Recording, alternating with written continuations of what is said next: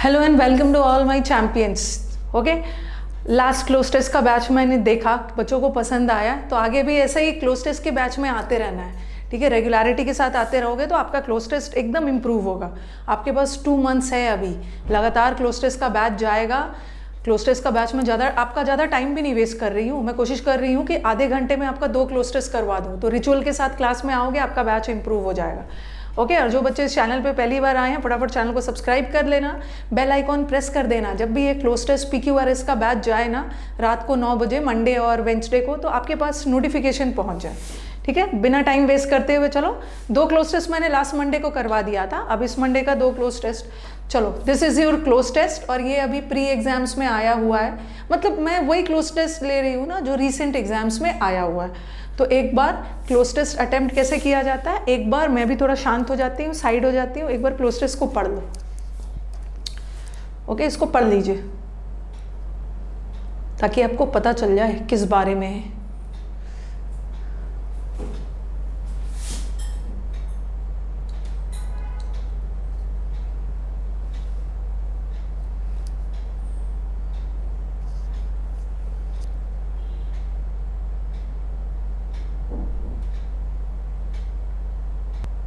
Okay, चलो, बच्चों ने हमारा क्लोज टेस्ट पढ़ लिया है। अब मैं भी आपकी तरह एक स्टूडेंट बन के एक क्लोज टेस्ट को पढ़ती हूँ। ठीक है, एंट्स लाइक मोस्ट इंसेक्ट्स, ये जो एंट्स होते हैं, ये जो चींटी है, ये सारे जो चींटी वाले लोग हैं चींटी वाले लोग नहीं है, जो सारी चींटियाँ हैं, दूसरे इंसेक्ट्स की तरह have dash are known as compound eyes. बाकी चींटियों की तरह इन एंट्स के पास भी कंपाउंड आइज होते हैं। दिस मीन्स, इसका मतलब क्या है, देयर आइज कंपाउंड है, मतलब their eyes have multiple senses. In general most species of ant do not have particularly great eyes for seeing dash far. Ants can detect movement. Ants चींटी movement के बारे में पता लगा लेते हैं and see the areas around them, but dash more on senses and information they get from their legs and antenna. ये antenna क्या होता है, ये जो चींटी या कॉकरोच वगैरह को देखा होगा ना, उनका ऐसे निकला हुआ होता है, वो एंटीना है आइस के ऊपर। ठीक है, तो ये हमारा क्लोज टेस्ट है। ठीक है, एंड्स इंसेक्ट्स के से रिलेटेड आपको इन्फॉर्मेशन दिया गया है। ओके, तो सबसे पहले वाला क्लोज टेस्ट पे, मैंने सबसे पहले वाले ब्लैंक पे आते हैं। एंड्स लाइक, और हमेशा एलिमिनेशन पे जाइए। जिस दिन आप एलिमिनेशन सीख जाएंगे ना, आपका काम आसान हो जाता है। यहाँ तो हम लोग एलिमिनेशन आराम से कर रहे हैं, बट यहाँ से प्रैक्टिस करके जाओगे ना, तो एग्जाम में फटाफट एलिमिनेट कर लेना, और कोशिश करना है ना 2 को छांट के 2 में से आपको चुनना है, अपने ऑप्शंस को कम करिएगा। तो ends like most insects have, अब देखो यहाँ पे सेंटेंस क्या है, हुज, ये हुज है, हाउ है, व्हाट है, हु है। आपके दिमाग में हु भी आ सकता है, आपके दिमाग में हुज भी आ सकता है, सारा चीज़ आ सकता है, लेकिन यहाँ पे आंसर क्या होगा। चलो, आप जब तक ये वीडियो जाएगा, आप लोग तो पास में नहीं हो कि मैं कमेंट बॉक्स में आपका आंसर दे दूँ, लेकिन बहुत सारे बच्चे कंफ्यूज होने वाले हैं कि इसमें आंसर क्या होगा। इसमें आंसर क्या होने वाला है, एक मिनट, इसमें आंसर होने वाला है वॉट। अब आप मुझे बोलोगे, अरे मैम वॉट कहाँ से लगा दिया आपने, वॉट कहाँ से लगा दिया, क्यों वॉट लगाया, मैं इसका पीछे का लॉजिक बताती हूँ। ये जो वॉट है ना, ध्यान से सुनो, ये जो वॉट है, इसका 2 मतलब होता है। एक वॉट का मतलब होता है क्या, और एक वॉट का मतलब होता है जो। वॉट प्रोनाउन का काम करता है, प्रोनाउन का काम कर सकता है वॉट। मैंने लिखा what are you doing, what are you doing, तो यहाँ व्हाट का मतलब क्या निकल रहा है, यहाँ व्हाट से हम प्रश्न पूछ रहे हैं। व्हाट आर यू डूइंग मतलब आप क्या कर रहे हो। तो यहाँ का जो व्हाट है ना, ये इंटरोगेटिव प्रोनाउन है। इंटरोगेटिव प्रोनाउन प्रश्न पूछ रहा है इससे, व्हाट आर यू डूइंग। और दूसरा सेंटेंस मैं लिख रही हूँ, दूसरा सेंटेंस लिख रही हूँ, what I want is not available. जो चीज़ मुझे चाहिए ना, वो उपलब्ध नहीं है। तो देखो, यहाँ व्हाट को मैंने एक अलग तरीके से यूज़ किया। यहाँ व्हाट का मतलब है क्या, क्या कर रहे हो, और यहाँ व्हाट का मतलब है जो चीज़ मुझे चाहिए वो अवेलेबल नहीं है। तो यहाँ भी व्हाट प्रोनाउन है, यहाँ भी व्हाट प्रोनाउन है। ये जो आई है, इसके लिए वांट वर्ब लगा है, आई को अपना सब्जेक्ट मिल गया, आई सब्जेक्ट है, इसको अपना वर्ब मिल गया। अब ये जो इज है, ये वर्ब है, इस वर्ब को भी तो सब्जेक्ट चाहिए, इस वर्ब का सब्जेक्ट है व्हाट। वॉट भी सब्जेक्ट का काम कर सकता है प्रोनाउन के रूप में, ठीक है, प्रोनाउन के रूप में। और यहाँ वॉट का मतलब जो है, जो चीज़ मुझे चाहिए वो मुझे अवेलेबल नहीं है, और यहाँ तो क्या के सेंस में। तो वॉट को हम दो तरीके से यूज़ कर सकते हैं। सबसे पहले तो मैंने ये डिफरेंस बताया। अब मुझे दूसरा चीज़ क्या बताना है, आपके एग्ज़ाम में मैंने बहुत सारा क्लोज टेस्ट ऐसा भी करवाया है ना आप लोग को, जहाँ पे ऑप्शन में दैट है और ऑप्शन में वॉट है, और आप कंफ्यूज हो जाते हो कि मैम दैट लगाएं या वॉट लगाएं। तो मैं इसको क्लियर करती हूँ। याद रखना है ना कि जब भी सेंटेंस के पहले कोई नाउन वगैरह लगा रहे, ठीक है, नाउन प्रोनाउन लगा रहे, और उसके बाद अगर आपको कुछ लगाना है ना तो वहाँ पे दैट लगाना, क्योंकि ये जो दैट होता है, ये दैट क्या होता है, ये दैट रिलेटिव प्रोनाउन होता है। और ये रिलेटिव प्रोनाउन किसके लिए लगता है, अपने पहले वाले सब्जेक्ट के लिए। तो जब भी ऐसा ऑप्शन दिख जाए जहाँ पे आप कंफ्यूज हो रहे हो कि दैट लगाना है कि वॉट लगाना है, तो वहाँ पे देख लेना। अगर ब्लैंक के पहले कोई नाउन प्रोनाउन लग रहा है तो वहाँ पे दैट लगाना। अगर ब्लैंक के पहले कोई नाउन प्रोनाउन नहीं आ रहा है ना तो वहाँ पे वॉट लगाना। जैसे देखो, this is the book, this is the book what, या दैट आई नीड, ये यही किताब है जो मुझे चाहिए। और फिर मैंने लिखा दिस इज दैट या वॉट आई नीड। बहुत इंपॉर्टेंट है, इसको एकदम ध्यान रखना, क्योंकि मैंने कई क्लोज टेस्ट करवाया है आपका MTS का, CHSL का, जहाँ पे ना ऐसा वाला आया है जहाँ पे आपको दैट और वॉट दोनों ऑप्शन में थे और आपको दोनों में से कोई चुनना था। तो यहाँ पे देखो, एक यहाँ पे नाउन आ रहा है ना, नाउन आ रहा है, और जब भी नाउन प्रोनाउन कुछ आ गया ना तो दैट लगाना, that, this is the book that I need या दैट आई वांट। बट यहाँ पे कुछ नाउन प्रोनाउन नहीं आ रहा है ना, देखो यहाँ पे कुछ नाउन प्रोनाउन नहीं आ रहा है, तो वहाँ पे दैट मत लगाना, वॉट लगाना। This is that I want नहीं हो, this is what I want, और this is the book that I need. तो ये जो दैट होता है ना, ये रिलेटिव प्रोनाउन है। रिलेटिव प्रोनाउन में और भी बहुत सारे चीज़ें आते हैं। जैसे रिलेटिव प्रोनाउन में आपका सिर्फ दैट ही नहीं आता है, रिलेटिव प्रोनाउन में हु भी आता है, हुम भी आता है, हुज भी आता है, विच भी आता है, दैट भी आता है, ठीक है। रिलेटिव प्रोनाउन में हु, हुज, हुम, विच, दैट, ये सब आता है। अब मैंने इतना डिटेल में क्यों समझाया, क्योंकि मुझे पता है कि बहुत सारे बच्चों का आंसर रॉन्ग होने वाला है। अब यहाँ पे देखो, अब हमारे स्टूडेंट्स क्या चुनने वाले हैं मैं थोड़ा सा टाइम ले रही हूँ। हमारे स्टूडेंट्स क्या सोचेंगे ना, मैम हैव के बाद तो वर्ब का थर्ड फॉर्म आता है, हैव के बाद तो वर्ब का थर्ड फॉर्म आता है, और आप क्या करोगे ना, ऑप्शन में थर्ड फॉर्म ढूंढोगे, ऑप्शन में थर्ड फॉर्म ढूंढोगे, बट कहीं ऑप्शन में थर्ड फॉर्म नहीं है। ये जो है ये थर्ड फॉर्म है, नॉन थर्ड फॉर्म लगा है, बट ये आर के लिए लगा है। इज एम आर के बाद थर्ड फॉर्म आ रहा है तो सेंटेंस पैसिव जा रहा है, मतलब ये जाना जाता है हम लोगों के द्वारा। तो ये जो थर्ड फॉर्म लगा है ना, ये जो थर्ड फॉर्म लगा है, गलती से भी मत सोच लेना कि ये हैव के लिए लगा है, ये तो इज एम आर के लिए लगा, ठीक है। और हैव के बाद थर्ड फॉर्म तब लगता है ना जब सेंटेंस में हैव ऑक्सिलरी का काम कर रहा है, बट यहाँ हैव किसका काम कर रहा है, इस वाक्य में हैव मेन वर्ब का काम कर रहा है, मेन वर्ब का काम कर रहा है, ठीक है। एंड्स के पास हैव, एंड्स के पास कुछ कोई चीज़ है, ठीक है, एंड्स के पास कोई चीज़ है जो कि जाना जाता है कंपाउंड आइज के नाम से। तो यहाँ का हैव मेन वर्ब का काम कर रहा है, और जब हैव मेन वर्ब का काम करता है ना तब क्या बताता है, जब हैव सेंटेंस में मेन वर्ब का काम करता है तो पोजीशन बताता है। They have book, they have class, they have book, they have copy, they have pencil. तो हमेशा हैव के बाद एक नाउन प्रोनाउन चाहिए, ठीक है। और हुज तो रिलेटिव प्रोनाउन है, और ऐसा भी देख रहे हो ना, ब्लैंक के पहले मैंने बताया था ना, ब्लैंक के पहले कोई नाउन प्रोनाउन नहीं दिख रहा है ना, तो इसका मतलब है हु भी नहीं लगेगा, हु भी रिलेटिव प्रोनाउन है, हुज भी नहीं लगेगा, हु भी नहीं लगेगा। अभी मैंने यही चीज़ आपको बता रही थी, यही चीज़ यहाँ पे आपको बता रही थी कि आपको लग रहा होगा अरे मैम इतना ज़्यादा टाइम ले लिया आपने समझाने में, क्योंकि मुझे ये समझाना ज़रूरी है, आप लोग रॉन्ग कर देते हो। हुम तब लगता है ना, हुम हुज तब लगता है जब वाक्य में कोई नाउन हो, बट यहाँ पे तो कोई नाउन वगैरह नहीं है, ठीक है। इसके पहले तो वर्ब है, कोई नाउन वगैरह नहीं है, तो आंसर ये नहीं होगा। और हाउ का सेंस यही आ रहा, वॉट का रिप्लाई जा रहा है, वॉट का रिप्लाई या तो नाउन देता है या तो प्रोनाउन देता है।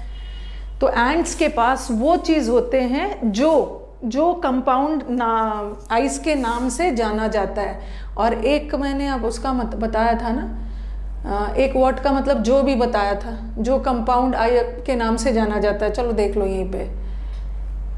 ओके, तो यहाँ पे answer is what. What are known as compound eyes, ठीक है, क्योंकि एक वॉट का मतलब मैंने जो के सेंस में भी बताया। दूसरा, this means their eyes have multiple lenses. अगर एंड्स के पास कंपाउंड आइज है, इसका मतलब है उसके पास मल्टीपल लेंसेज है। इन जनरल मल्टीपल लेंसेज है। Dash in general most species and ant of ant do not have particularly great uses for seeing dash far. अब यहाँ पे आ गया है आपका क्या, यहाँ पे आपका आ गया है कंजंक्शन, ठीक है। वेदर हम कब यूज़ करते हैं, जब डाउट हो। सो हम किस लिए यूज़ करते हैं, जब कुछ रीज़न बता रहे इसलिए के सेंस में। और बट हम क्यों यूज़ करते हैं, बट का मतलब है लेकिन, किंतु, परंतु, जब सेंटेंस कॉन्ट्राडिक्टरी हो। कॉन्ट्राडिक्टरी का मतलब क्या है, दो ऑपोजिट बातें बोली गई है, जैसे उसने कड़ी मेहनत की पर फेल हो गया। और रादर हम यूज़ करते हैं चॉइस के लिए, रादर के साथ दैन आता है, चॉइस के लिए यूज़ करते हैं। अब देखो, अब सेंटेंस का सेंस आपको देखना है। सेंटेंस का सेंस क्या देखना है कि एंड्स के पास multiple, they have multiple lenses. Ants के आइज को कंपाउंड आइज क्यों बोला जाता है, क्योंकि उसके पास मल्टीपल लेंसेज है। Dash in general most species of ant do not have particularly great eyes. अब देखो, ऊपर जो बात बोला गया है ना, जस्ट उसका उल्टा नीचे बोला गया है। ओके, उसके नीचे जस्ट उल्टा बोला गया। पहले तो इन्होंने बोला है दिस मीन्स कि this eyes they have multiple lenses in general, but बहुत सारे ऐसे भी प्रजातियां हैं जिसके पास ग्रेट आइज नहीं है।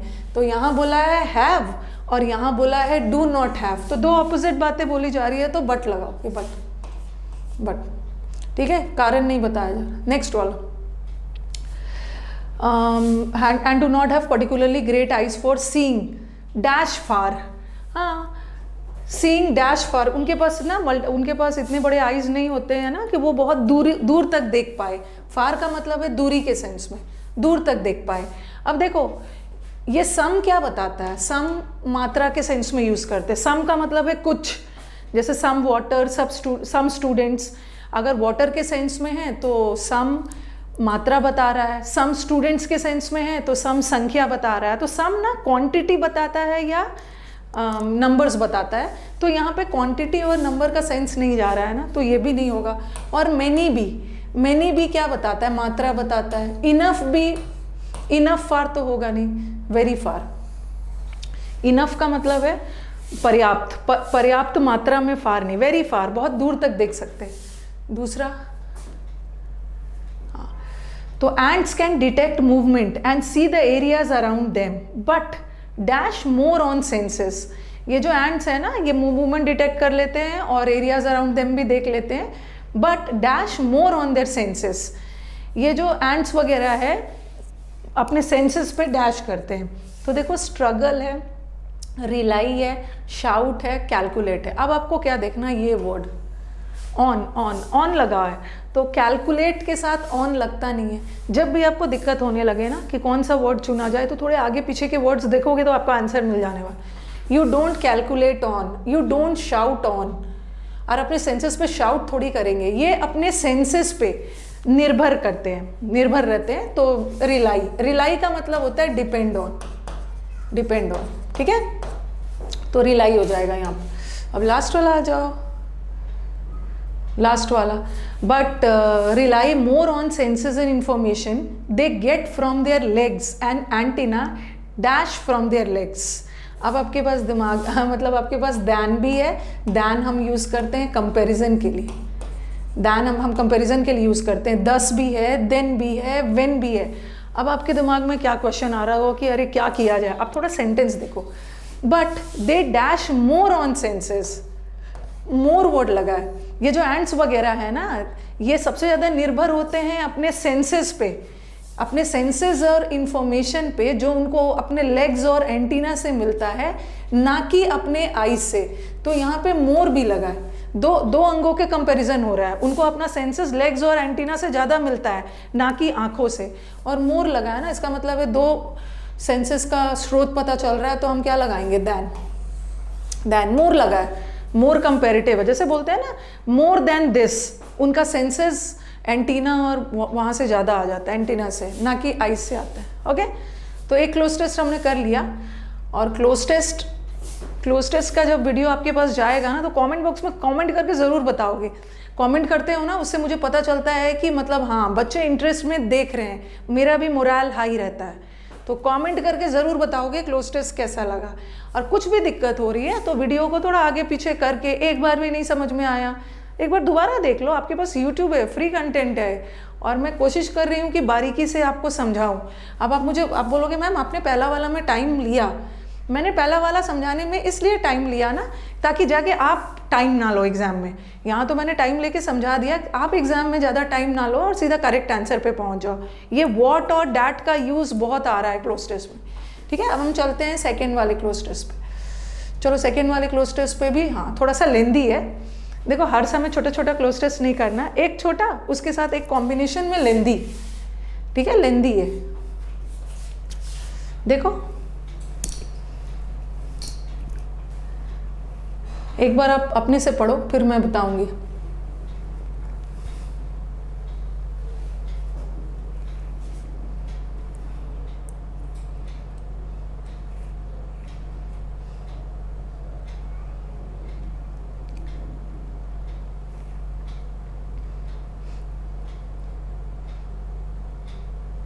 ज़्यादा टाइम नहीं लेना, चलो अब साथ में पढ़ते हैं। ठीक है, when he died on 27 November, जब वो 27 नवंबर को उसकी डेथ हुई, तो ये ग्लैडस्टोन नील, ये जो नील है इनकी डेथ हुई है 27 नवंबर को, इनके बारे में बोला गया है। नील वॉज डैश रिकग्नाइज्ड एज, ये भी एग्जाम का रिसेंट आया हुआ है, जितने भी रिसेंट पैसेजेस है मैं वही करवा रही हूँ। Was recognised as one of the major dramatist of the modern world. 4 times ये पुलित्जर प्राइज विनर मिला है इसको। He had also been dashed the Nobel Prize for Literature. His plays have been translated into major languages and read by more than those of दूसरे playwright. Playwright का मतलब है drama लिखने वाले, except Shakespeare and maybe Bernard Shaw. Neil was a puzzle to his friends. ये जो नील है ना, अपने फ्रेंड्स के लिए एक पहेली था। पहेली था मतलब लोगों को उनको पहचानना मुश्किल था। कैसे पजल था? A genuinely shy person, brooding complicated person in whom alternated touching kindness.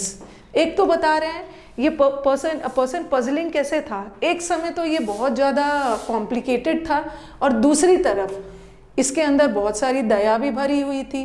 He was a knife का मतलब है नौसिखिया, इसको ये नौसिखिया भी था एक तरफ, और एक तरफ वर्ल्डली भी था, सांसारिक, मतलब जिसको उसको संसार का अनुभव था। तो ये पर्सन ना फुल ऑफ कॉन्ट्राडिक्टरी क्वालिटीज़ था। एक समय तो बेचारा शाई भी था और दूसरा काइंडनेस भी था, एक समय नौसिखिया भी था और एक समय वर्ल्डली का मतलब क्या है, जिसको पूरे संसार का एक्सपीरियंस है। और one biographer found him sentimental, एक बायोग्राफर ने उसको सेंटिमेंटल इमोशनल भी पाया, तो दूसरी तरफ he was hard as nails. Hard as nails का मतलब है कठोर, एक तरफ सेंटिमेंटल भी था एक तरफ कठोर भी था। His widow after 26 years with O'Neill said, उसकी विडो वाइफ ने उसके बारे में बोला, to dash his work you must understand, उसके वर्क को समझने के लिए you must understand the man for the work and the man for the work and the man are one. यहाँ फॉर का मतलब किस सेंस में लिखा है, एक फॉर का मतलब सिंस भी होता है, सिंस। ये बोलते हैं ना किसी भी आदमी को समझने के लिए ना उसके वर्क, उसके द्वारा लिखी गई रचनाओं को भी समझना है, तभी आप उस आदमी को समझ पाओगे। ये बोल रहे किसी भी आदमी को उसके वर्क को समझने के लिए ना यू हैव टू अंडरस्टैंड, उस मैन को भी समझना है। इससे क्योंकि उसके द्वारा लिखा गया वर्क और मैन, आप जिस तरह से होते हो ना, आपकी पर्सनालिटी जो होती है, आप अपनी रचनाओं में उसको प्रेजेंट करते हो। ठीक है, तो ये हमने पढ़ लिया। यहाँ पे ग्लैडस्टोन के बारे में पूरा बताया, उसकी क्वालिटीज़ के बारे में, और लास्ट में बोला है ना कि वो कॉन्ट्राडिक्टरी का थे, एक तरफ तो वो बहुत ज़्यादा कठोर भी थे, एक तरफ बहुत ज़्यादा संवेदनशील भी थे, ओके, बहुत ज़्यादा इमोशनल भी थे। तो नेक्स्ट वाला, पहला वाला देखो, when he died on 27 November, जब वो 27 नवंबर में मरे, तो he was dash recognised as one of the major dramatist of modern world. Modern world ने उसको बहुत सारे ड्रामेटिस्ट में से, ड्रामेटिस्ट मतलब जो नाटक लिखते हैं, उपन्यासकार तो नॉवेलिस्ट हो गया, बहुत सारे नाटक जो लिखते हैं, ड्रामेटिस्ट में से एक बहुत इंपॉर्टेंट ड्रामेटिस्ट थे वो। तो आप मुझे बताओ ऑप्शन कैसे छाटोगे? स्पेसिफिकली माइनियाक का मतलब होता है, माइनियाक मतलब क्रेजी, मैडली। माइनियाक लोग वो होते हैं ना जो एकदम कंट्रोल से बाहर है, ओके, जिसको कंट्रोल करना, जिसको हम पागलपन के कगार पे, माइनियाक है। तो ऐसा थोड़ी है कि उसको पूरे मॉडर्न वर्ल्ड ने पागल की तरह रिकग्नाइज किया, नहीं। कैजुअली का मतलब होता है ना बहुत सीरियसली नहीं लेना, बोलते हैं अरे कैजुअल है, बहुत ज़्यादा सीरियस नहीं है, इनफॉर्मल है, ये भी नहीं होगा। और स्पेसिफिक नहीं होगा, स्पेसिफिक का मतलब होता है पर्टिकुलर, बट यहाँ पर्टिकुलर का नहीं सेंस जा रहा है, पूरे वर्ल्ड ने, पूरे मॉडर्न वर्ल्ड ने इसको इस रूप में देखा। तो यहाँ पे आंसर होगा यूनिवर्सली। यूनिवर्सली मतलब सब लोगों ने, ओके, यूनिवर्स, पूरे दुनिया ने इसको मॉडर्न वर्ल्ड ड्रामेटिस्ट माना। नेक्स्ट वाला, और इनको 4 टाइम्स प्राइज विनर थे ये। He had also been dash, ये तो कर लोगे। नोबेल प्राइज क्या है? नोबेल प्राइज क्या करते हैं? नोबेल प्राइज लिटरेचर के लिए, साहित्य के लिए, इनको नोबेल प्राइज क्राउडेड तो नहीं मिला। अनएडेड, एड का मतलब हेल्प करना और अनएड मतलब हेल्प नहीं करना, तो ये तो सेंस नहीं जा रहा। अवार्ड होगा, अवॉर्डेड। रिवॉर्ड नहीं होगा, रिवॉर्ड का अलग सेंस है, किसी को शाबाशी देने के लिए, किसी ने कुछ काम किया उसको प्रोत्साहित करने के लिए, जैसे जैसे पुलिस ने इतना रिवॉर्ड रखा है, जैसे आप घर में भी बच्चों को बोला जाता है ना, ठीक है अच्छा परफॉर्म करो तो मैंने आपके लिए ये रिवॉर्ड रखा है। लेकिन अगर किसी क्षेत्र में आप बहुत अच्छा कर रहे हो, साइंस में, लिटरेचर में, तो उसके लिए रिवॉर्ड नहीं दिया जाता, उसके लिए अवार्ड दिया जाता, ओके, उसको पूरी दुनिया से सम्मान मिला है, अवॉर्डेड किया है। और जनरली ये जो नोबेल प्राइज़ है ना, कोई रिवॉर्ड नहीं है। अगर आपने कुछ अच्छा किया तो आपके मदर फादर ने एज ए रिवॉर्ड आपको एक मोबाइल गिफ्ट कर दिया, तो उसको अवार्ड नहीं बोलेंगे ना। तो यहाँ पे तो अवॉर्डेड का, नोबेल प्राइज़ अवार्ड किया जाता है। और तीसरा, हिज प्लेज, यहाँ प्ले का मतलब ना खेलने के सेंस में नहीं है। देखो, एक प्ले का मतलब होता है ड्रामा, प्ले का मतलब, इसको लिखो भाई, कंफ्यूज बिल्कुल मत होना। एक प्ले का मतलब तो खेलना है और एक प्ले का मतलब होता है ड्रामा। और ड्रामा लिखने वाले को क्या बोलते हैं? ये मैं वर्ड इसलिए लिख रही हूँ ताकि आप, हाँ, प्लेराइट जो ड्रामा लिखते हैं, जो प्लेराइट्स होते हैं, ये ड्रामेटिस्ट है, ठीक है, ड्रामेटिस्ट है। जो नाटक लिखते हैं उसको प्लेराइट्स बोलते हैं, ओके। तो इसके बारे में इनको बोला गया है, हाँ, कि ये देखो, उनके dramas have been translated into most major languages and read by more people. उनके ड्रामा को बहुत ज़्यादा, इतना पढ़ा, बाकी सबसे अगर हम कंपेयर करें ना, शेक्सपियर से कंपेयर करें, तो उनके ड्रामाज उससे भी ज़्यादा पढ़ा जाता है। तो दैन, आपको मैंने एडजेक्टिव में पढ़ाया है ना, than any other, okay, than any other या दैन ऑल अदर प्लेराइट। तो यहाँ पे देखो, ये वर्ड डिसाइड करेगा कि क्या होगा आंसर। देन नन तो बिल्कुल नहीं होगा, then those of none other नहीं होगा। दूसरे, नन का सेंस नहीं जा रहा है ना, उनके प्लेस को सबसे ज़्यादा पढ़ा जाता है। जैसे बोलते हैं ना, he is better than any other friend. Any other friend मतलब दूसरा कोई फ्रेंड से वो ज़्यादा बेटर है। तो यहाँ पे नन का सेंस तो नहीं जा रहा है, उनके ड्रामास को पढ़ा जा रहा है। Then those of none other playwright नहीं होगा, नन अदर नहीं होता है। और फ्यू भी नहीं होगा, क्यों? क्योंकि फ्यू के बाद हमेशा प्लूरल आता है, ठीक है। फ्यू के बाद ना, अगर फ्यू अदर प्लेराइट्स, फ्यू के बाद जो भी नाउन आएगा प्लूरल आएगा, बट यहाँ तो प्लेराइट जो ड्रामाटिस्ट है ये तो सिंगुलर है, तो ये तो होगा नहीं। और सम के बाद भी अगर कोई काउंटेबल नाउन आएगा ना, तो ये भी प्लूरल होगा, सम अदर प्लेराइट्स, उसमें एस लगना चाहिए था, बट यहाँ तो एस नहीं लगा है, सिंगुलर लगा है, और एनी के साथ सिंगुलर लगाते हैं, then any other playwright, okay. तो दूसरा कोई प्लेराइट, दूसरा कोई ड्रामेटिस्ट से ज़्यादा इनके प्लेज पढ़े जाते थे। O'Neill was a puzzle to his friends, वो अपने फ्रेंड्स के लिए पजल था, उसके दोस्त उसको समझ ही नहीं पाते हैं। किसी समय बहुत दया दिखाता था, किसी समय कठोर हो जाता था, किसी का समय नौसिखिया की तरह एक्ट करते थे, और किसी समय बहुत ज़्यादा एक्सपीरियंस हो जाते थे। तो अपने फ्रेंड के लिए एक पहेली बन गए थे। अ जेन्युइनली शाई ब्रूडिंग कॉम्प्लिकेटेड मैन इन हुम dash alternated with touching kindness. अब मुझे बताओ, ऊपर इन्होंने बोला है ना, वो अपने फ्रेंड के लिए एक पहेली था। ऑल्टरनेटेड मतलब बारी बारी से, एक समय तो बारी ऑल्टरनेटेड, एक समय तो एक ऐसा दिख रहा है, दूसरे समय ऐसा है। तो अब बताओ क्या होगा? शाई, ब्रूडिंग और कॉम्प्लिकेटेड का उल्टा क्या होगा? इन होम ये देखो, काइंडनेस का उल्टा ये बोल रहा है एक समय तो ये काइंड हो जा रहा है, तो दूसरे समय क्या रह रहा है? काइंडनेस का उल्टा फेलियर थोड़ी होगा, काइंडनेस का उल्टा सक्सेस थोड़ी होगा, काइंडनेस का उल्टा होगा क्रूएल्टी। क्रूएल्टी का मतलब होता है निर्दयी। ऊपर बोला है ना कि ये बहुत अनप्रिडिक्टेबल पर्सन थे, एक समय तो इनके अंदर दया दिख रही थी, यहाँ काइंडनेस का जिक्र किया है, तो दूसरे समय उनके अंदर निर्दयता दिख रही थी, क्रूएल्टी, क्योंकि इन्होंने उनके दो ऑपोजिट क्वालिटीज डिस्प्ले करते थे, तो उस वजह से लोगों को, उनके दोस्त उनको पहचान नहीं पाते थे। ठीक है, क्रूएल्टी। दूसरा आगे जाके ना जो एक क्वालिटी बताया उसका 10 बाद में उसका दूसरा बताया। एक समय तो ये एक्सपीरियंस नहीं थे और एक समय एक्सपीरियंस दिखते थे। He was both inexperienced, inexperienced and experience person. One biography found him, एक बायोग्राफी जो उनका लिखा गया था उसमें दिखाया गया कि एक समय तो वो व्यक्ति सेंटिमेंटल था, इमोशनल था, और दूसरा समय नेक्स्ट मोमेंट में वो हार्ड था। तो हिज विडो वाइफ ने after 26 years with Neill spend करने के बाद उसने बोला कि टू डैश हिज वर्क, उनके वर्क को क्या करने के लिए? To dash his work, to prepare his work नहीं, क्योंकि इनके दोस्तों को बहुत दिक्कत हो रही थी इस पर्सनालिटी को समझने में। तो वाइफ बोल रही है, वाइफ ने 26 साल उनके साथ गुजारे थे, तो उन्होंने बोला टू डेमोन्स्ट्रेट, डेमोन्स्ट्रेट मतलब दिखाना, डिस्प्ले करना, प्रेजेंट करना, टू अंडरस्टैंड हिज वर्क, उसके वर्क को समझने के लिए यू मस्ट अंडरस्टैंड। आगे जाके दिया है ना, आगे जाके दिया हुआ है कि उनके वर्क को अंडरस्टैंड करने के लिए आपको उस व्यक्ति को पहले अंडरस्टैंड करना हो। ठीक है, मैंने कितना टाइम लिया है? मैंने टाइम लिया है 26 मिनट्स।